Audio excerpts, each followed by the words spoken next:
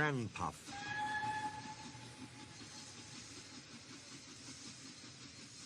Once upon a time, 3 little engines lived in their own little shed on their own little railway.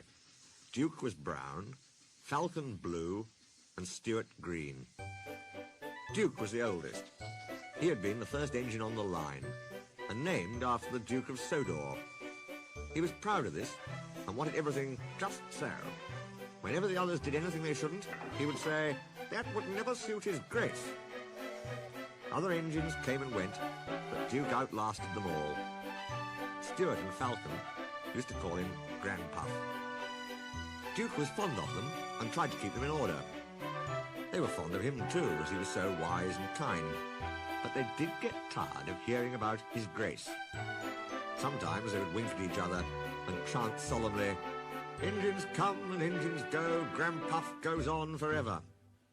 "You impertinent scallywags," Duke would say indignantly. "Whatever are young engines coming to nowadays?" "Never mind, Granpuff, we're only young once." "Well, you'd better mind, unless you want to end up like number 2. Oh, Granpuff, whatever happened?" "Number 2," said Duke, "was American and very cocky. He rode roughly and often came off the rails. I warned him to be careful. 'Listen, bud,' he drawled. 'In the States we don't care a dime for a few spills.' 'We do here,' I said. But he just laughed. But he didn't laugh when the manager took away his wheels and said he was going to make him useful at last." Why? What did he do?" "He turned him into a pumping engine. That's what. He's still there, behind our shed." Stuart and Falcon were unusually good for several days.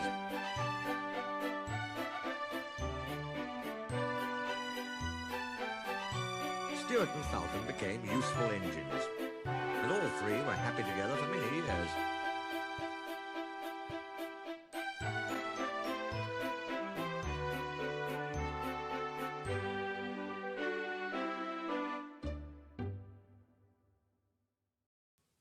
But hard times came, the mines closed one by one, and the engines had little to do. At last their line was closed, and people came to buy the engines. "We'll take Stuart and Falcon," they said. But no one wanted Duke. They thought him too old. "Cheer up, Granpuff," called Stuart as they went away. "We'll find a nice railway, and then you can come and keep us in order." They all laughed bravely, but not one of them thought it would ever come true.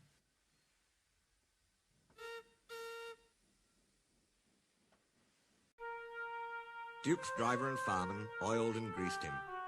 They sheeted him snugly and said goodbye. They had to go away and find work. Duke was alone, locked up in the shed. "Where's his grace?" he wondered.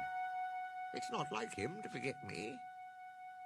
But his grace had been killed in the war, and the new Duke, a boy, hadn't heard of his little engine.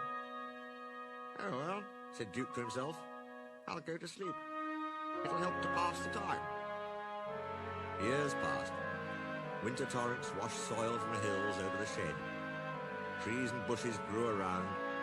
You wouldn't have known a shed was there, let alone a little engine asleep inside it. Have you guessed about Stuart and Falcon? Yes, you're right. They came to the thin controller's railway.